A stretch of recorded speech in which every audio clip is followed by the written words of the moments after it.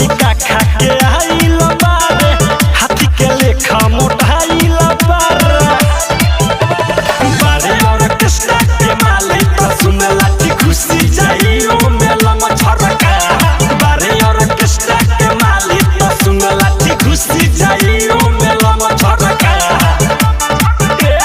कूद कूद के नाचो तो बारे पिका पावा को देबे पमचरका कूद कूद के नाचो तो बारे पिका पावा को देबे पमचरका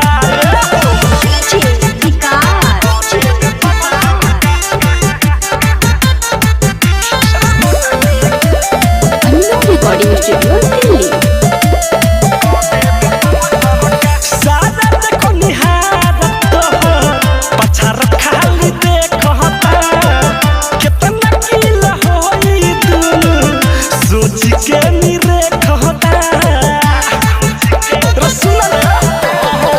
सादा देखो निहारत पछार खाली देखता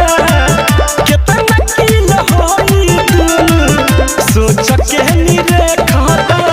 जेकरा पचोबे उ चिपटा हो जाई माजाली थोरे दम भड़का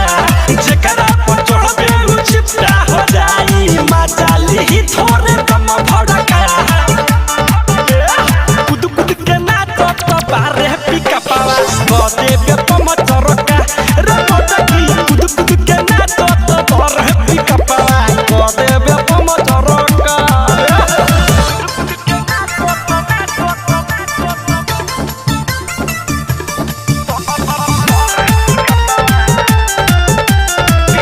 म्यूजिक बाय गौरव रोशन।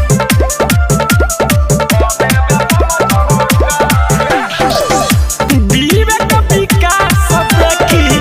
के बाबा रसान रे बिकी राजा सुख छे देना समान रे विवेक विकास देखी के बाबा रसान रे बिकी राजा सुख छे देना समान रे बुढ़ो मर तर लाई नौन के देवल चाहतार नम बड़का बुढ़ो मर तर लाई नौन के देवल चाहतार नम बड़का सुनो ना कूद कूद के नाचो तो बारे पिका पावा को देबे पमचरका रे मोटकी कूद कूद के नाचो तो बारे पिका पावा को देबे पमचरका रे छोरी का खा के आइल बारे हाथी के लेखा मोटाइल बारे